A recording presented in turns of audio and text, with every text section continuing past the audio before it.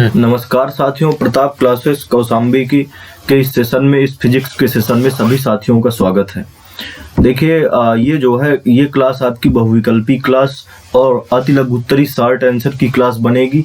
इसमें जो है हम बहुविकल्पी प्लस अतिलघुत्तरी जो शॉर्ट आंसर टाइप के क्वेश्चन है, लघुत्तरी भी शामिल करेंगे।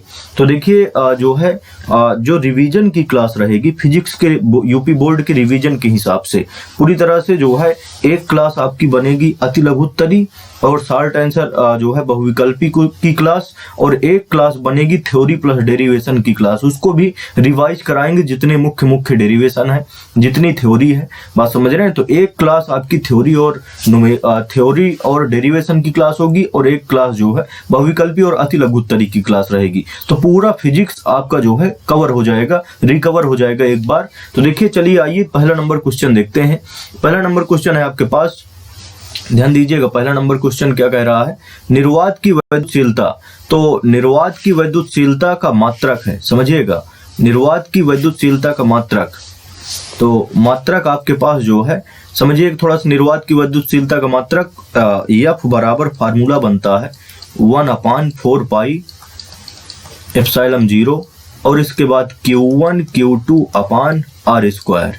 तो देखिए हमें एप्सिलॉन 0 चाहिए, निर्वात की वैद्युतशीलता मतलब एप्सिलॉन 0। तो एप्सिलॉन 0 को यहाँ से उठा के यहाँ लाओ, तिर्यक गुणा से F को उठा के यहाँ ले जाओ, बात समझ रहे हैं ना। तो एप्सिलॉन 0 को यहाँ ले आइए, तो एप्सिलॉन 0 बराबर हो जाएगा आपके पास 1/4 पाई, और इसके बाद एप्सिलॉन 0 को इधर ले आए तो यहाँ से F यहाँ पहुंच जाएगा, तो 4 पाई F हो गया, और Q1 Q2 अपान क्या हो जाएगा R स्क्वायर। तो अब समझिए यहाँ से कंडीशन क्या बनेगी। तो देखिए 1 का कोई मात्रक नहीं, Q1 आवेश है तो आवेश का मात्रक कूलाम, गुणे Q2 भी आवेश है तो इसका भी मात्रक कूलाम, बटे में वहां यहाँ से देखिए 4 पाई एक अचर राशि है, इसका कोई मात्रक नहीं होगा, F का मात्रक न्यूटन, और इनटू में R दूरी है तो दूरी का मात्रक क्या होगा मीटर, और वर्ग लगा है तो स्क्वायर लगा देंगे, तो इसका मात्रक क्या होगा कूलाम गुणे कूलाम कूलाम स्क्वायर प्रति न्यूटन मीटर स्क्वायर। तो देखिए पहला ऑप्शन आपका जो है दिख रहा है, पूरी तरह से ये सही है। चलिए नेक्स्ट क्वेश्चन की ओर चलते हैं। अगला नंबर क्वेश्चन है, समझिएगा थोड़ा सा। अगला क्वेश्चन आपके पास है 8 कूलाम ऋण आवेश, 8 कूलाम ऋण आवेश में इलेक्ट्रॉन की संख्या है। तो देखिए एक सिंपल सा फार्मूला पहले चैप्टर में बनता है, Q बराबर यानी इंटू E होता है। तो देखिए इसमें 8 कूलाम ऋण आवेश कह रहा है, तो आवेश कितना है 8 कूलाम है, तो यहाँ से Q का मान 8 बराबर N का मान इलेक्ट्रॉन की संख्या निकालना है, इंटू E इलेक्ट्रॉन पर आवेश, स्मॉल e इलेक्ट्रॉन पर आवेश कितना होता है 1.6 गुणे 10 की घात -19 कूलाम। तो देखिए ये गुणे में है राशि, बात समझ रहे हैं ना, ये राशि किसमें है गुणे में, इसको इधर ले आओ बराबर की इस पार ले जाओ, तो यहाँ से N बराबर आपके पास बनेगा N बराबर 8 बटे, समझिएगा 8 बटे 1.6 गुणे 10 की घात -19 हो जाएगा। तो अब यहाँ से देखिए कैंसिल करा दीजिए इसको, तो जब कैंसिल कराएंगे तो 8 एकम 8, समझिएगा 8 एकम 8 और 8 दूनी 16 और एक अंक पहले दशमलव है तो यहाँ से लगा लिया। अब यहाँ से देखिए कितना बचा, अंश में 1 बटे में जो है हर में 0.2, और हर वाली जो घात है इसको ऊपर ले जाइए तो घात माइनस में ऊपर जाएगी तो किस में हो जाएगी प्लस में हो जाएगी। तो यहाँ से 10 की घात क्या बन जाएगा +19 हो जाएगा। अब यहाँ से देखिए 10 का अंश में गुणा करा दो, 10 का हर में गुणा कराएंगे तो यहाँ से दशमलव हट जाएगा, 10 का 0.2 में गुणा कराएंगे तो पूरा 2 बन जाएगा, 2 पंचे क्या हो जाएगा 10। तो अब देखिए 5 गुणे 10 की घात 19, कहीं ऑप्शन दिख रहा है, पहला नंबर ऑप्शन पूरी तरह से करेक्ट होगा। आप भी इसको जो है वो करते चलिए, साथ साथ में जो है देखते चलिए, स्कोर करते चलिए कि हमारा कितना सही है, और नीचे जो है कमेंट में लिखते चलिए हाँ कितना सही हो रहा है आपका। अगला नंबर देखिए क्वेश्चन है आपके पास, 8 मीटर त्रिज्या वाले खोखले गोले के केंद्र पर Q कूलाम का आवेश रखा है, यदि गोले की त्रिज्या 2 गुनी कर दी जाए। ध्यान दीजिएगा थोड़ा सा, यहाँ से 8 मीटर त्रिज्या के खोखले गोले के केंद्र पर, तो देखिए 8 मीटर का जो त्रिज्या का गोला होगा, मान लीजिए एक गोला है, बात समझ रहे हैं ना, गोला आपके पास ये 8 मीटर त्रिज्या है इसकी, ध्यान दीजिएगा 8 मीटर त्रिज्या वाले खोखले गोले के केंद्र पर, इसके केंद्र पर एक क्या रखा है, केंद्र पर Q कूलाम का आवेश रखा है, इसके केंद्र पर एक Q कूलाम का आवेश रखा है।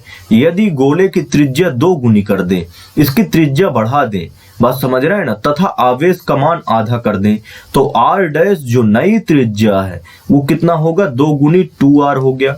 इसके बाद जो है ये तथा आवेश का मान आधा कर दें, जो q डैश है, बात समझ रहे हैं ना, वो पहले आवेश का क्या हो जाए, आधा हो जाए, तो Q/2। तब गोले के पृष्ठ पर कुल वैद्युत फ्लक्स कितना होगा, तो हमें जो है फाई ई निकालना है वैद्युत फ्लक्स। तो वैद्युत फ्लक्स का फार्मूला क्या होता है, Q/ε0। अब ध्यान दीजिए यहाँ से, ये तो पहली कंडीशन है। अब हमें जो है, जब हम आवेश को आधा कर दिए हैं और त्रिज्या को दुगनी कर दिए हैं, तो नया पृष्ठ निकालना है, मतलब फाई ई डैश निकालना है, मतलब फाई ई डैश निकालना है। तो समझिएगा यहाँ से फाई ई डैश बराबर हो जाएगा आपके पास, Q का मान आधा करना है। देखिए आवेश आपका पहले जो है Q था, इसका क्या हो जाएगा आधा, तो Q/2 और बटे में क्या हो जाएगा ε0 ज्यों का त्यों, तो बराबर ये 2 नीचे पहुंच जाएगा, तो Q/ क्या हो जाएगा 2ε0। कहीं ऑप्शन दिख रहा है, देखिए आपका Q/2ε0 थर्ड नंबर, बात समझ रहे हैं ना, थर्ड नंबर पूरी तरह से ऑप्शन आपका सही है। चलिए अगले नंबर क्वेश्चन की ओर चलते हैं। अगला नंबर क्वेश्चन है आपका, 2 प्लेट एक दूसरे से 1 सेंटीमीटर की दूरी पर हैं। तो समझिए कि यहाँ से 2 प्लेट एक दूसरे से 1 सेंटीमीटर की दूरी पर हैं, तो 2 प्लेट बना लीजिए। एक प्लेट ये है, मान लीजिए एक प्लेट ये है, इनके बीच की दूरी कितनी दिया है, इनके बीच की दूरी 2 सेंटीमीटर दिया हुआ है। ध्यान दीजिएगा यहाँ से 2 सेंटीमीटर, और उनमें विभवांतर, तो ये समझिए एक फार्मूला हमने बताया था, वैद्युत क्षेत्र की तीव्रता E और विभव प्रवणता में संबंध। तो समझिए कि यहाँ से वैद्युत क्षेत्र की तीव्रता और विभव प्रवणता में संबंध क्या होता है, E बराबर माइनस डेल्टा V अपान डेल्टा x। तो E बराबर यहाँ से माइनस चिन्ह उपेक्षणी कर दीजिए, तो डेल्टा V विभवांतर है, विभवांतर का मान 10 वोल्ट दिया, तो 10 और बटे डेल्टा x दूरी होती है, तो दूरी का मान कितना दिया है 1 सेंटीमीटर, अर्थात 1 गुणे क्या हो जाएगा, 1 गुणे 10 की घात क्या बनेगा यहाँ से, 1 गुणे 10 की घात का। तो देखिए यहाँ से डेल्टा V का मान माइनस चिन्ह उपेक्षणी कर दिया, डेल्टा V का मान क्या है, विभवांतर 10 वोल्ट दिया है, डेल्टा x दूरी का मान कितना दिया है 1 सेंटीमीटर, तो 1 गुणे 1 सेंटीमीटर कितना मीटर, 1 गुणे 10 की घात माइनस 2 मीटर होगा। अब समझिए यहाँ से, तो E बराबर हो जाएगा आपके पास 10 गुणे इस 10 की घात माइनस 2 को ऊपर ले जाओ, तो 10 की घात क्या बनेगा +2। अब 2 समान आधार में गुणा में घातें जुड़ जाती हैं, तो 2 1 कितना हो जाएगा आपके पास, E बराबर हो जाएगा 10 की घात 3 हो जाएगा। 10 की घात 3 का मतलब 1000, 1000 कहीं दिख रहा है, देखिए तीसरा ऑप्शन पूरी तरह से करेक्ट होगा। चलिए अगले क्वेश्चन पर चलते हैं। अगला क्वेश्चन ध्यान दीजिएगा, अगला क्वेश्चन है आपके पास, निम्न में कौन वैद्युत विभव का मात्रक होता है। तो वैद्युत विभव देखिए V बराबर फार्मूला आपको बताया गया होगा W/Q0 होता है। तो देखिए यहाँ से समझिएगा, V का मात्रक, विभव का मात्रक वोल्ट, विभव का मात्रक क्या बनता है वोल्ट, बराबर W का मात्रक जूल, और बटे में हो जाएगा Q0 आवेश है, आवेश का मात्रक कूलाम। तो वोल्ट कह लें, वैद्युत विभव का मात्रक चाहे वोल्ट कह लें चाहे जूल प्रति कूलाम कह लें, एक ही चीज है, बात समझ रहे हैं। तो वोल्ट वैद्युत विभव का मात्रक होगा, ये नहीं है आपका, ये ऑप्शन गलत, बात समझ रहे हैं। चूंकि मात्रक नहीं है, ये कह रहा है वैद्युत विभव का मात्रक नहीं है, ये जरूर चेक कर लिया करें। जूल प्रति कूलाम ये भी आपका जो है मात्रक होता है, तो जो है जूल प्रति कूलाम ये भी मात्रक होगा, बात समझ रहे हैं ना, तो ये भी ऑप्शन गलत।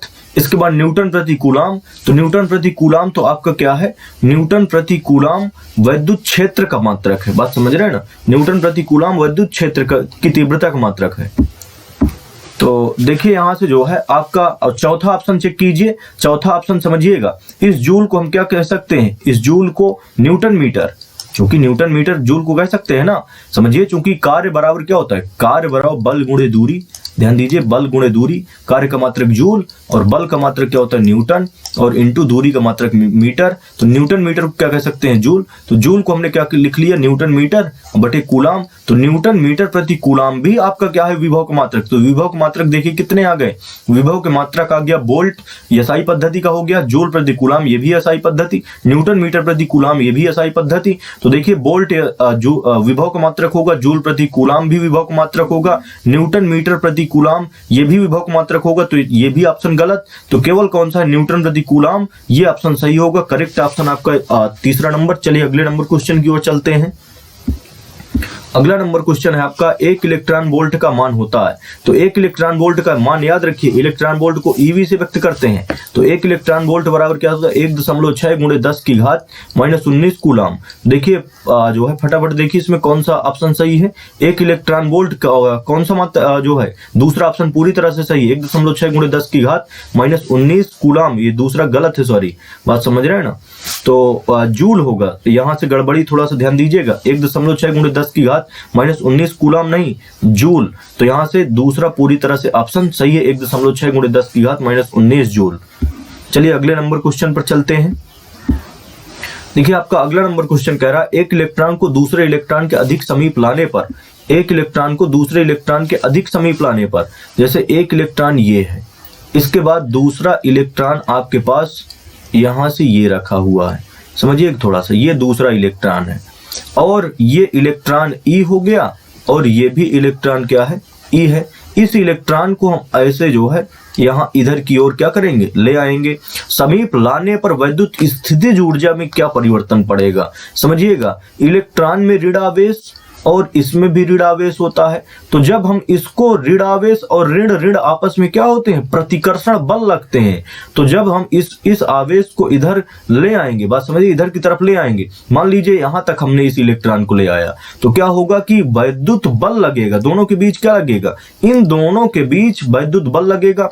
तो इसको जब इधर ले आएंगे तो वैद्युत बल के विरुद्ध हमें कार्य करना पड़ेगा, बात समझ रहे हैं ना। इस इलेक्ट्रॉन को इधर लाने में वैद्युत बल के विरुद्ध कार्य करना पड़ेगा और ये जो कार्य है यहां पर इस इलेक्ट्रॉन में स्थितिज ऊर्जा के रूप में संचित हो जाएगा। बात समझ, चूंकि कार्य ही एक प्रकार की ऊर्जा होती है, तो जब इस इलेक्ट्रॉन को इधर लाएंगे तो प्रतिकर्षण बल लगेगा, प्रतिकर्षण बल के विरुद्ध हमें कार्य करना पड़ेगा और कार्य ही स्थितिज ऊर्जा के रूप में क्या हो जाएगा, संचित होगा। मतलब जब इधर से इधर लाएंगे तो वह कार्य करना पड़ेगा, कार्य बढ़ाना पड़ेगा, तो वैद्युत स्थितिज ऊर्जा भी क्या होगी, बढ़ेगी। बात समझ रहे हैं ना, यहां से घटेगी नहीं। तो पहला ऑप्शन पूरी तरह से सही है।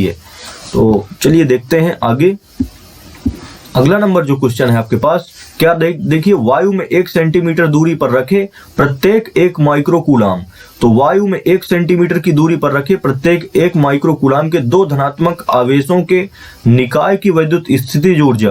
तो वैद्युत स्थितिज ऊर्जा का फार्मूला याद रखिए, U बराबर होता है 1/4πε0 और Q1 Q2 अपान R।